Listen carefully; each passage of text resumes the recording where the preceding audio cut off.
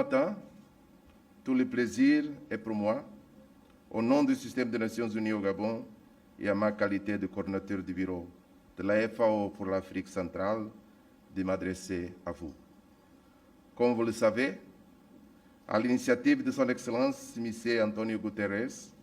secrétaire général de l'Organisation des Nations Unies, un sommet mondial de haut niveau se tiendra en septembre prochain à New York, en marge des travaux de l'Assemblée générale de l'ONU.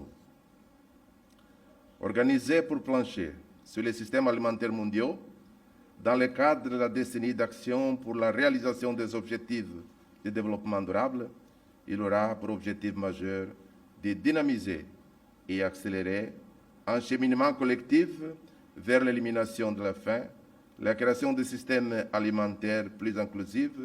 et plus sains et la protection de la santé de notre planète. Il permettra de proposer des solutions concrètes pour reconstruire à mieux et accélérer la transformation du système alimentaire qui est essentielle à la réalisation de tous les objectifs de développement durable. Bien que le monde produise plus d'aliments que jamais, il y a toujours 820 millions de personnes qui souffrent de faim et environ 2 milliards de personnes qui souffrent d'obésité ou présentant un excès pondéral,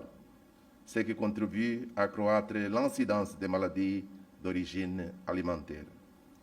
Une mauvaise nutrition pendant l'enfance est aussi à l'origine des retards de croissance qui réduisent les capacités cognitives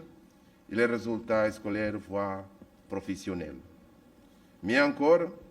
près de la moitié des décès constatés chez les enfants de moins de 5 ans sont imputables à la malnutrition chronique.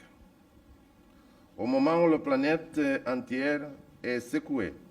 par la pandémie de Covid-19 et ses multiples conséquences qui bouleversent les acquis et accentuent les défis, ce sommet trouve toute sa pertinence, tant du point de vue de la résilience que nous devons bâtir ensemble, que de la mission de la FAO au sein du système des Nations Unies, des agendas internationaux de développement ou de la réalisation du programme 2030. Excellences, Madame le Premier ministre, Mesdames, Messieurs,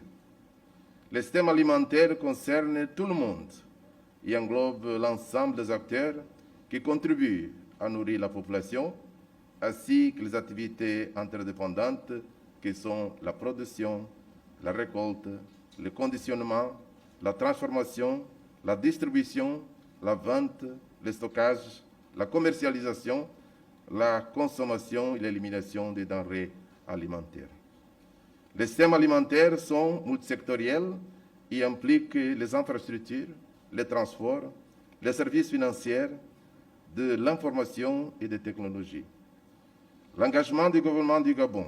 en faveur du secteur agricole, notamment les composants relatifs du plan d'accélération de la transformation de l'économie, sont autant d'initiatives qui militent en faveur d'une amélioration de la situation alimentaire et nutritionnelle des populations gabonaises et donc des systèmes alimentaires. Les concertations nationales qui s'ouvrent ces jours offrent donc une opportunité d'échange diversifié, ciblé et respectueux entre les parties prenantes des systèmes alimentaires. Il s'agit également d'un travail préparatoire dont la stratégie de mise en œuvre et la méthodologie ont été établies afin de produire des mesures concrètes, sensibiliser et éclairer les débats publics sur le système alimentaire et le développement durable, et élaborer des principes pour orienter le gouvernement et les autres parties prenantes. En nous félicitant des efforts et des décisions fortes prises par le gouvernement pour porter haut la voix de ces populations dans le débat mondial sur le système alimentaire, je voudrais saluer le travail préliminaire de l'équipe de coordination que vous avez mise en place sous la responsabilité de M. Biendi Manganga Massovo, ministre de l'Agriculture, de l'Élevage, de la Pêche et de l'Alimentation.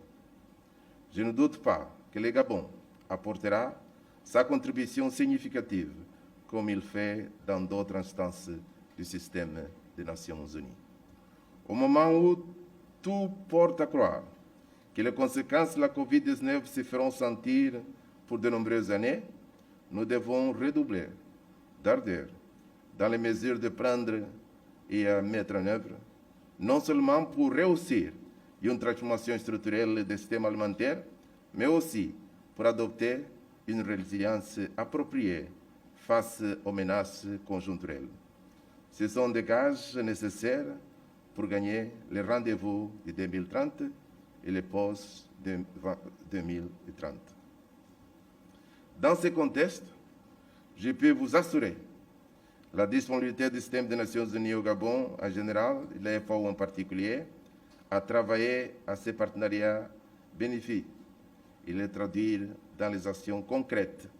de la manière la plus efficace possible. Vive la coopération internationale, je vous remercie.